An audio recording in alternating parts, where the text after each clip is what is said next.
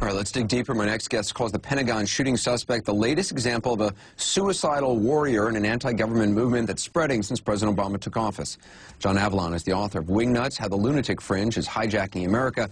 He's also a senior political writer for The Daily Beast. It's interesting, John, because there has been effort to paint this guy as a right-wing fanatic, but you say this is less about left-right politics, more about conspiracy theories gone awry. That's exactly right. If you look at what this guy's been posting about on his website, he's not screaming about President Obama per se. He is angry at the government. He's talking about 9/11 conspiracy theories. He's talking about Dick Cheney more than he is President Obama. He's talking about even the JFK conspiracy theories around that assassination. So what you've got here is clearly a guy who's very mentally disturbed, but who's been drinking really deeply of what I call fright-wing politics. It's way beyond left and right. It's really that murky ground of conspiracy theories that's been proliferating on the internet and inciting some people to take it a step too far towards violence.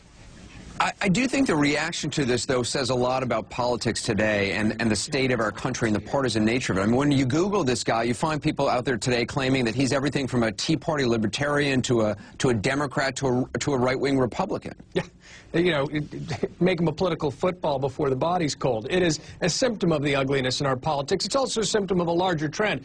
Remember, last year in April, you know, the death count began. We had 3 Pittsburgh police officers murdered by a conspiracy theorist. We had 2 Florida sheriff's deputies. The Southern Poverty Law Center came out with a report just this week saying that there had been a 3-fold increase in the number of militia groups just in the first year of the Obama administration alone. So this is a growing trend, this Hatriot movement of people who believe it's patriotic to hate the government. It's troubling, and we should really all connect the dots. This guy may be an outlier in some instances, but it's sign of a growing trend that should be a real wake-up call to all Americans.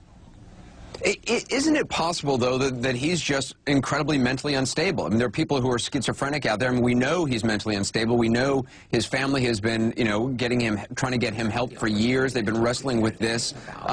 You know, there have always been crazy people who gravitate, if they have schizophrenia, who gravitate toward conspiracy theories. It doesn't necessarily...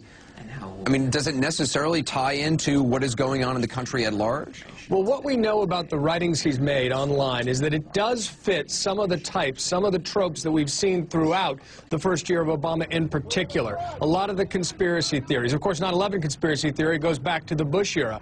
But this anti-government fervor, which has really been stoked on the internet with particular intensity in the last year, he does follow. But it's a mistake to try to shoehorn him into any one ideology or to make him fit any existing narrative, especially a partisan political narrative. What's very clear is that this is a very disturbed individual who's drunk very deeply out a lot of the hate and paranoia that's being sold on the internet by a lot of these conspiracy entrepreneurs. And that's what happens when you use hate as a cheap and easy recruiting tool, but it can lead to violence, especially when the folks who are drinking it are kind of unstable to begin with.